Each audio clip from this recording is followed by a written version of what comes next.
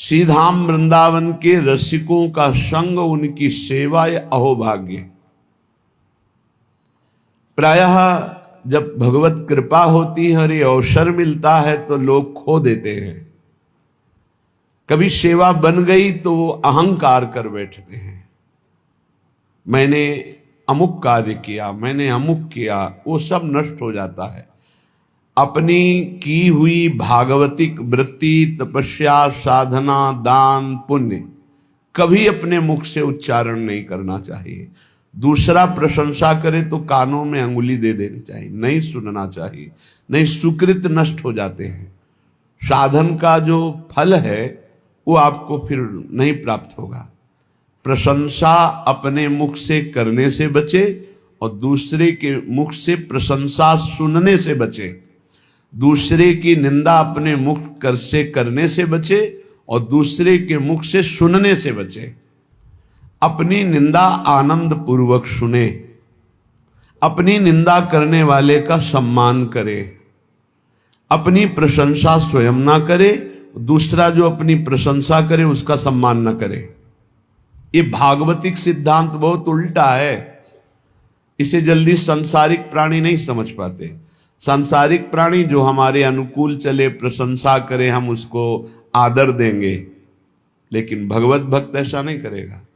अनुकूल चलने वालों के प्रति, प्रशंसा करने वालों के प्रति, प्रणाम नमस्कार करने वालों के प्रति उदासीन वृत्ति रहती है। अपमान निंदा करने वालों के प्रति प्रिय भाव रहता है। बिल्कुल उल्टा, बिल्कुल उल्टा। संसार में अपमान निंदा करने वाले के प्रति तिरस्कार भावना रहती है। सम्मान, प्रियता, अनुकूलता, इसके लिए फिर हृदय में आदर बुद्धि होती है। ओ ये तो बहुत अच्छा आदमी, ये है संसारिक भाव। परमार्थ बिल्कुल इससे उल्टा है, इसको धारण कीजिएगा।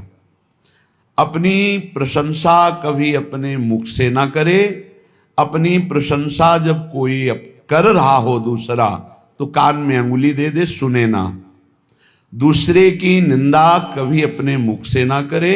कोई दूसरा कर रहा हो तो कान में अंगुली दे दे। अपनी जब कोई निंदा कर रहा हो तो प्यार भरकर सुनना चाहिए। कैसा लगता है? अपनी जब कोई निंदा कर रहा हो और हम प्रियता में भरकर सुने, भगवान की कितनी कृपा है, आज मुझे सहनशील बनाने के लिए कैसा सुंदर प्रयोग कर रहे हैं। हम मुस्कुराकर अपनी निंदा सुने, अपनी निंदा करने वाले का आदर करें, तब हमारे जो सुकृत होंगे वो प्रियालाल कृपा करके सार्थक कर देंगे। सुकृतों का सार्थक होना है प्रियालाल करुणा करके हमारे नेत्रों में झलकने लगे, हमारा मन उनकी स्मृति में, उनके नाम जप में निरंतर लग जाए। श्रीपाद कह रहे हैं ये सदैव श्यामा श्याम वृंदावन में खेलते रहते हैं। जितने अविद्यामय धाम हैं, मायाकृत लोकों को अविद्यामय कहते हैं। एक विद्यामय है कैलाश, साकेत, वैकुंठपुरी, द्वारिका, ये सब दिव्य विद्यामय है। कह रहे हैं विद्यामय और अविद्यामय, इन सब से परे ये महाप्रेममय श्री वृंदावन धाम है। इस सब धामों का मूल वृंदावन का जो प्रेम रस है, ये बिना श्री जी की कृपा से नहीं मिलता। आपका वृंदावन आना, वृंदावन दर्शन करना, वृंदावन वास करना, सत्संग मिलना, ये केवल श्री जी की कृपा से है। अब विश्वास करो, जब श्री जी ने इतनी कृपा कर दी है तो वो मिलने वाली पूरी वृत्ति बना दी, अब मिलना बाकी है, ये आपको संभालना है। सबकी कृपा आपके ऊपर है, अब आपको अपनी कृपा अपने ऊपर कर लेनी है। अपनी कृपा, गलत आचरणों वाले मन को धिक्कारना, सही संग, सही विचार, सही क्रिया, इसका आदर करना, जो शास्त्र प्रमाणित है, ये अपने ऊपर कृपा आप कर रहे हैं। भगवान नाम जप करना, भगवान लीला गुणानुवाद, भगवत भक्तों के चरित्र, भगवत भक्तों का संग, दूसरों की परोपकार भावना, परहित भावना, इसका आदर करो। दूसरों का अहित, प्रपंच वार्ता, काम चिंतन, काम क्रीड़ा, ये सर्वनाश करने वाली बात, इसका त्याग करो। ये होगा अपने ऊपर कृपा करना। गुरु की कृपा हो गई, शास्त्र की कृपा हो गई, श्री जी की कृपा, अब अपनी कृपा बकाया रह गई। आप जो प्रमाद स्थिति में समय काटते हैं, ये अपने ऊपर कृपा कर लीजिए। देखो, बिना आसनों का अभ्यास किए कोई ऊर्ध्वरेता ब्रह्मचारी नहीं हो सकता। यदि आप आसन में नहीं बैठते हैं कम से कम 2 घड़ी 48 मिनट, आप ब्रह्मचर्य रह ही नहीं सकते। कागज में लिख लीजिए चाहे दिमाग में लिख लीजिए, ये अनुभव गम में बातें कह रहे हैं। आप प्राणवायु का संशोधन नहीं करते हैं, आप अंदर मंत्र नहीं चलाते हैं, आप ब्रह्मचर्य रह लें, असंभव बात है। बिना किसी क्रिया के उसका पतन हो जाएगा। सिद्धासन ऊर्ध्वरेता ब्रह्मचारी जी के लिए अत्यंत आवश्यक है। आदर का पात्र वही है जो ऊर्ध्वरेता हो जाता है। अगर सिद्धासन में नहीं बैठे तो ऊर्ध्वरेता की गुंजाइश ही नहीं है। प्राण संशोधन नहीं है तो निरंतर मंत्र वृत्ति चला ही नहीं सकते, क्योंकि स्थूल प्राण है, मंत्र तो सूक्ष्म प्राण में निरंतर चलते हैं। हमारी प्रार्थना है, सेवा करो, 24 घंटे में 1 घंटा ही सही, पर जवान साधक को सिद्धासन और पद्मासन का अभ्यास करना चाहिए। जिस समय हम 24 मिनट क्रॉस करेंगे आसन में बैठकर, तो हमारे शरीर में भयंकर पीड़ा होगी, जांघों में, हर नस नाड़ी में। वह पीड़ा बड़ी अमृतमयी होती है, शरीर को निरोग कर देती है, चर्बी को भस्म कर देती है, वायु को शांत करके सूक्ष्म करती है। जो आसनों पर बैठने वाला है, ब्रह्मचारी है, प्राण संशोधन प्राणायाम के द्वारा करता है, बहुत सुंदर मंत्र चलता है निरंतर। जवान जवान साधक है, झुक के बैठना, दीवाल का आश्रय ले लेना, शरीर का रोग ग्रसित हो जाना, ये सूचना देते हैं कि आप ब्रह्मचर्य की हानि किए हैं, आपका आहार ठीक नहीं है, आपकी साधना ठीक नहीं है। असाध्य रोग, आकस्मिक पूर्व पाप के परिणाम स्वरूप आ जाना, ये हो सकता है, पर वो हमारी साधना को बाधित नहीं कर सकता। प्रारब्ध साधना को बाधित नहीं कर सकता, ध्यान रखना। प्रारब्ध आया है, उसको भोगेंगे, साधना यथावत चलनी चाहिए, साधना में फर्क नहीं पड़ना चाहिए, तब भगवदानंद की प्राप्ति होती। इसीलिए कह रहे हैं हमारे ऊपर सब कृपा है, केवल अपनी कृपा करने की जरूरत है। आप लोग अपनी कृपा कीजिए। जैसे हम कहते हैं कि हमारे शरीर में ब्लड प्रेशर का रोग हो गया, हाई या लो, वो थोड़ी देर के लिए हमको शिथिल कर सकता है, लेकिन नहीं, वो हमारे साधन को नष्ट नहीं कर सकता, वो हमारे साधन को नहीं। हम सम में हैं, ब्लड प्रेशर हाई या लो, विषम में है, कोई फर्क नहीं पड़ता। और हम विषम चिंतन करते हैं तो ये सब सही भी हो तो ये गलत है। हमारा विचार, हमारी साधना प्रारब्ध नहीं बाधित कर सकता, ध्यान रखना। प्रारब्ध पाप कर्म का परिणाम है, और वर्तमान की हमारी साधना भागवतिक है। हमारी भागवतिक साधना को आच्छादित कर दे, इतनी बड़ी सामर्थ्य प्रारब्ध में नहीं है। प्रारब्ध बाधा खड़ी करता है, लेकिन हमारे भजन को नहीं रोक सकता, हमारी भागवतिक उन्नति को नहीं रोक सकता। लेकिन हम लोग इससे एक बेपरवाह से नजर आते हैं। धिक्कार है उस शिष्य को जब गुरु को आज्ञा देने में सोच करना पड़े, पता नहीं मानेगा कि नहीं मानेगा। इसीलिए परमार्थ की दिव्यता प्रकाशित नहीं हो रही। जीना, समय काटना, गुरु कृपा से कल्याण हो जाना, ये सब हो जाएगा, इस पे कोई चिंता की बात नहीं। लेकिन जीते दी अध्यात्म की भूमिकाओं पे विचरण करना, ये अपने ऊपर कृपा करना है। प्यारे, ये बहुत कीमती शरीर है। आपका कल्याण तो निश्चित है, लेकिन यदि आप यहां हजारों का कल्याण करके नहीं गए तो आपका साधु वेश धारण करना किस काम का? अपने कल्याण के लिए तो कोई खास बात नहीं। हमारी साधना अपने कल्याण के लिए नहीं होती, ध्यान रखना। हमारा कल्याण तो जिस दिन हम गुरु की शरण में हुए उसी दिन हो गया। अब हम साधना करते हैं इस जगत मंगल के लिए।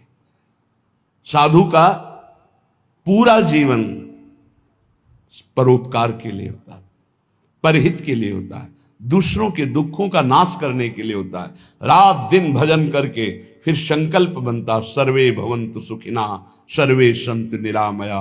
इसलिए पूरा जगत उसे नमस्कार करता है। आप सबसे प्रार्थना है, इस नाशवान मलमूत्र बनाने वाले शरीर को प्रिय मानकर केवल खान पान विश्राम शयन इसी में काटते रहोगे, जीवन रंग नहीं लाएगा। रंग लाने के लिए गुरु आज्ञा की कसौटी में कसना होगा, तब आप प्रियालाल की सेवा के आभूषण बनेंगे, तब आप प्रियालाल के श्रृंगार सेवा में आएंगे। बिना कसौटी में कसे, बिना आग में तपे निर्विकार नहीं होता। एक बार हिम्मत करो, तुम शरीर नहीं हो, ये शरीर छूटेगा, तुम्हें दिव्यता प्राप्त करनी है। दिव्य पार्थिव शरीर की आसक्ति वाला नहीं अनुभव कर सकता, इससे ऊपर उठो। बहुत घटिया सोच है यदि ये सोच बनी रहे कि मुझे अच्छा खाने को मिले, अच्छा सोने को मिले, अच्छा रहने को मिले। बहुत घटिया सोच है। रात के 12:30 बजे जग गए, अपनी दिनचर्या में लगे, 10:30 बजे तक लगे रहेंगे, फिर जाके ये हम इसलिए कह रहे हैं कि आप स्वस्थ हैं और आप कमाई नहीं कर पा रहे, चाहे गृहस्थ हो या विरक्त। अरे मरना है यार, जाना है यहां से। अच्छी नाम की कमाई कर लो, अच्छी अध्यात्म की उन्नति कर लो, लाखों का कल्याण कर दोगे। सतरति सतरति सा लोकांतारयति। हमारा जन्म दूसरों का मंगल करने के लिए हुआ है। आप विश्वास कीजिए, बहुत घाटे का सौदा हो रहा है, बहुत घाटे का। किसको चढ़ाएं, किसको उत्तम रीति में पहुंचाएं, जब तक हमारी आज्ञा पर तुम बलिदान होना नहीं चाहोगे तब तक नहीं बन सकता। पंच प्यारों की रचना जानते हो कैसे हुई थी? हमें तुम्हारा रक्त चाहिए, तुम्हारी गर्दन चाहिए, खड़े हो सभा में कौन? तो एक खड़े हुए, अंदर गए और ऐसे रक्त की धारा चल पड़ी। अब दूसरा कोई खड़ा हो, 5 केवल खड़े हुए थे लाखों की सभा में। फिर 5 को निकाल के लाए, क्योंकि काटा नहीं था, वहां केवल लीला की थी, अन्य रक्त की लीला केवल हुई थी, वहां किसी की हिंसा नहीं हुई थी। सब आश्चर्यचकित हो गए। ये हैं 5 और एक एक से इतनी सामर्थ्य भर दूंगा कि 1.25 लाख को एक परास्त कर देगा। परम पूज्य श्री गुरु गोविंद सिंह के वचन। एक को 1.25 लाख परास्त करने वाली सामर्थ्य तैयार करो, क्यों? प्राणों को बलिदान कर दिया। नारायण अति कठिन है हरि मिलन की बाट, या में पग पीछे धरे प्रथम शीश दे काट। चाहे गृहस्थ हो चाहे विरक्त, दिव्यानुभूति के लिए तुम्हारा मानव शरीर मिला है, पार्थिव भोगों के लिए नहीं। पर इसमें आपको अपनी कृपा करनी बकाया रह गई। सब कृपा आपके ऊपर है, आप अपनी कृपा कर ले। बस इसमें हमें सब घाटा नजर आ रहा है। गुरु कृपा, धाम कृपा, इष्ट कृपा, शास्त्र कृपा। गुरु लाखों ने बनाया, लेकिन गुरु की बात मानने वाला कोई बिरला ही है। ऐसा नहीं कि नहीं है, पर वो इतने में अंगुली में गिने जाए। तो एक साधु जब साधना करता है तो प्रांत के प्रांत को पावन कर देता है, और सैकड़ों साधु जहां भजन करे तो राष्ट्र को पावन करने की सामर्थ्य रखते हैं। इसलिए जगो, मोह निद्रा से जगो। तुम मानव नहीं हो, तुम भगवान की दिव्य अंश हो। तुम्हारा जन्म ही हुआ है दिव्यता के लिए, पशुता के लिए तो अन्य योनियां हैं। निद्रा भय आहार मैथुन ये पशुता है, इसके लिए अन्य योनियां हैं। तुम दिव्य नारायण स्वरूप हो। हरि स्वरूप हो, अपने स्वरूप की तरफ बढ़ो, ये सब छोड़ो, ये आंतरिक वृत्ति को सुधारो भाई। खान पान विश्राम ये कुछ नहीं है, कुछ नहीं है। पूरा जीवन खाते खाते मर जाओगे, फिर भी रसेंद्री तृप्त नहीं होगी। भोगते भोगते मर जाओ पर जनेंद्री तृप्त नहीं होगी। देखते देखते मर जाओ पर नेत्रेंद्री तृप्त नहीं होगी। ये कैसा झूठा नाटक। इस नाटक का पर्दाफाश करने के लिए तुम जन्मे हो, अपने हृदय के नाटक का पर्दाफाश करने के लिए। यही सुकृत है, यही तप है, और ऐसे हृदय वालों का आकर्षण श्री प्रियालाल करते हैं। बिना देखे जीवन चला जाए तो धिक्कार है जीवन को। क्या देखना है? प्रिया प्रीतम को। इन्हीं आंखों से ऐसे स्पष्ट, इन्हीं नयनन सब सुख देखें, अपनो जन्म सुफल करी लेखें। इसके लिए श्रीपाद वर्णन कर रहे, सुक्षीणा धमनी ततो मृज वपु केशो जरत कंथया कौपीनेन चचीर खंडक कृते नाढ्योति सौम्याकृति तूष्णीका सकला धमाधम इवात्यंतम विदूरे चरन श्री राधा पद दास्य लीन हृदयो वृंदावने श्याम कृति। बोले इतना साधन में तन्मय है कि भोजन बहुत अल्प हो गया, इसलिए सुक्षीणा धमनी, नस नाड़ियां एक एक गिन लो। देखो यह है अपने ऊपर कृपा। और आपसे सच्ची कहते हैं,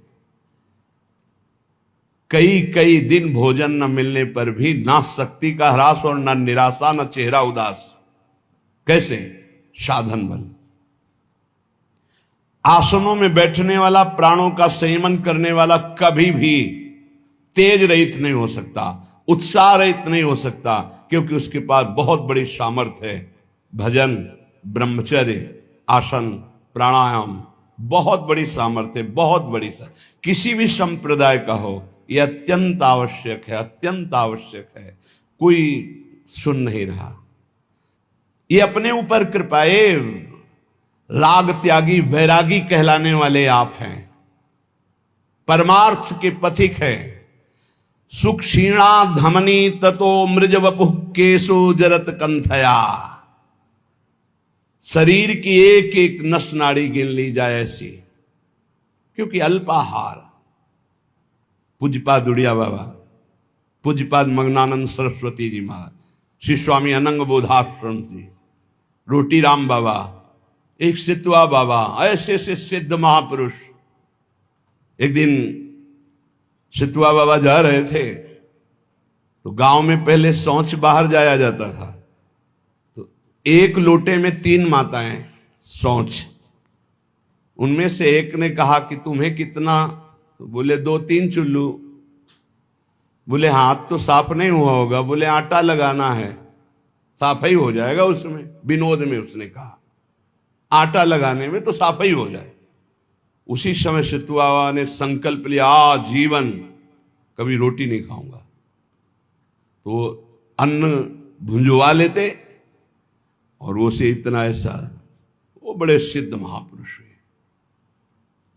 रोटी राम बाबा जिस समय प्रधानमंत्री इंदिरा गांधी थी, ये दर्शन करने जाया करती थी, जिससे देवराहा बाबा के से बड़े सिद्ध महापुरुष रोटी राम। बस हाथ में ऐसे रोटी ले ली, बस उसी को पास, बस।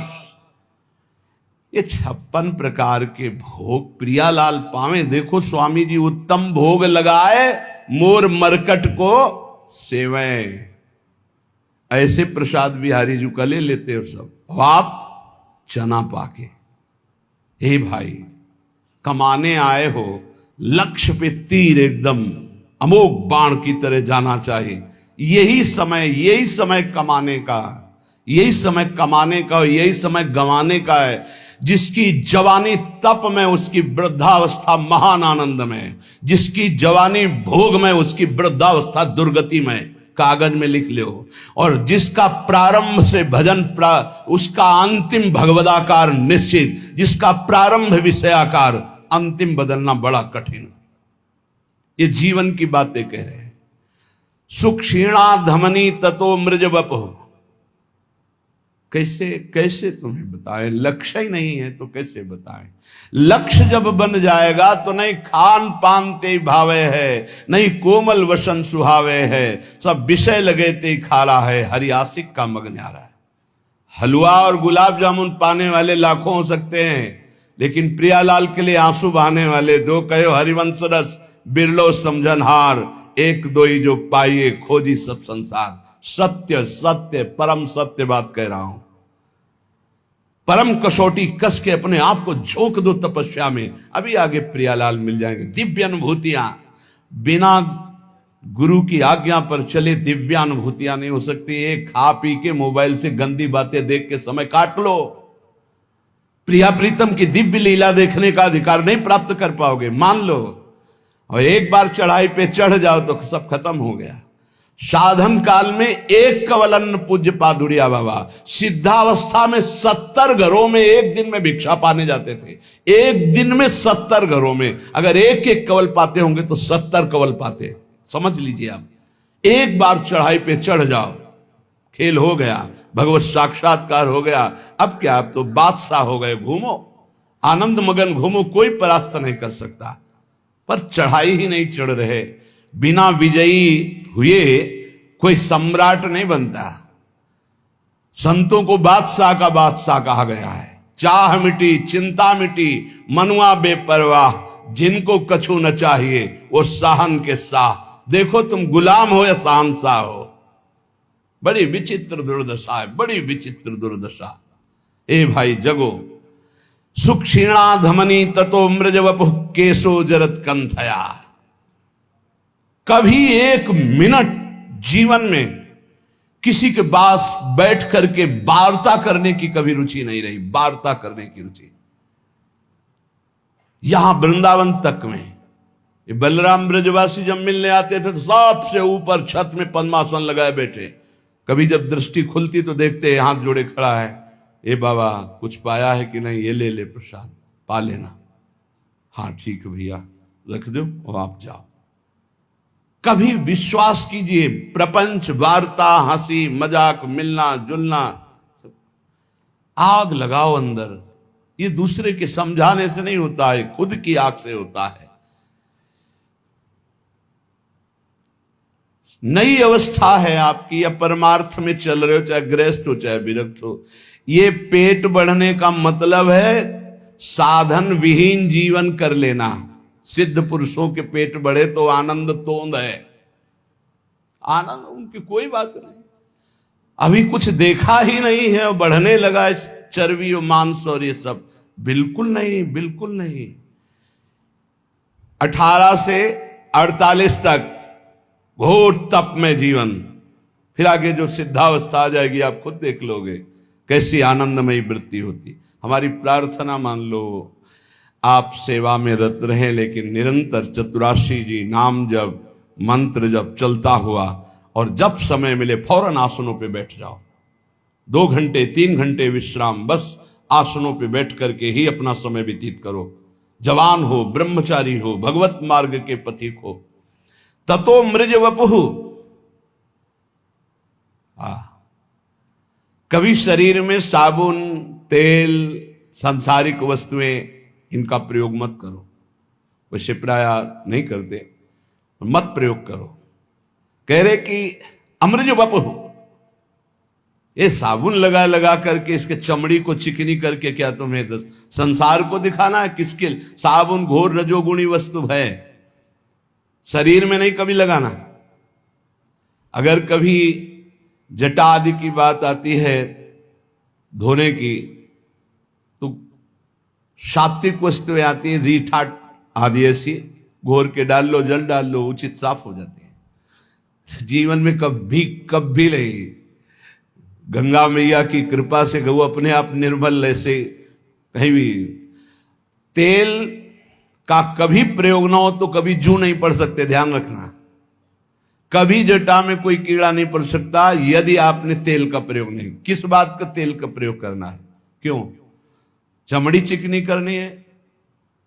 अब तो भाई सेटिंग फेटिंग सब पता नहीं चलता है कि क्या साधुता है, क्या वैराग्य की पद्धति, क्या नियम, कुछ पता ही नहीं चलता है। धातु स्पर्श करना वैरागी को मना, तो 14 अंगूठियां पहने। बड़ा लगता है, बड़ा विचित्र लगता है। साधुता का बहुत सर्वनाश होता चला जा रहा है। संन्यास मार्ग और धातुओं की अंगूठी, साधु और वचन की निष्फलता, बिल्कुल झूठे शब्द बोले जा रहे। साधु वेश रख के, तब तक क्या है, परमार्थ का क्या स्वरूप समझा जाए? साधु के वचनों पर विश्वास होता है। आप आएंगे, जी कह दिया कि हां, तो 5 मिनट पहले उपस्थित वहां रहेंगे। अगर बाधा हमारे पहुंचने में पहुंच रही तो सूचना पहले पहुंच जाएगी, क्षमा कीजिएगा अमुक समस्या के कारण। साधु के वचन ही होते। अमार्जित शरीर, केवल जल से धुल लिया बस। गंदी होनी चाहिए चमड़ी, पागलों जैसी स्थिति शरीर की बना। कभी दोनों कपड़े नए नहीं होने चाहिए, एक पुराना जरूर होना चाहिए। नीचे का पुराना, ऊपर का नया, ऊपर का पुराना तो नीचे का नया। एक साथ कभी नए वस्त्र मत धारण करो, जो एक मर्यादा है उससे चलो। ततो अमृज वपुः, बस केवल जल से पवित्रता के लिए धो लिया, मल मल करके शरीर धोने की जरूरत नहीं। जल डाल लिया पवित्रता के लिए। और कह रहे केशो जरत कंठया, बालों को कंघा मत फेरो, जटा रूप में परिवर्तित करो। श्रीपाद कह रहे, आज्ञा कर रहे। किसी किसी का स्वभाव होता है महीने, 1.5 महीने, 2 महीने में बना लेना, वो बराबर। 2 ही मार्ग हैं, एक जटा रखना, एक बना।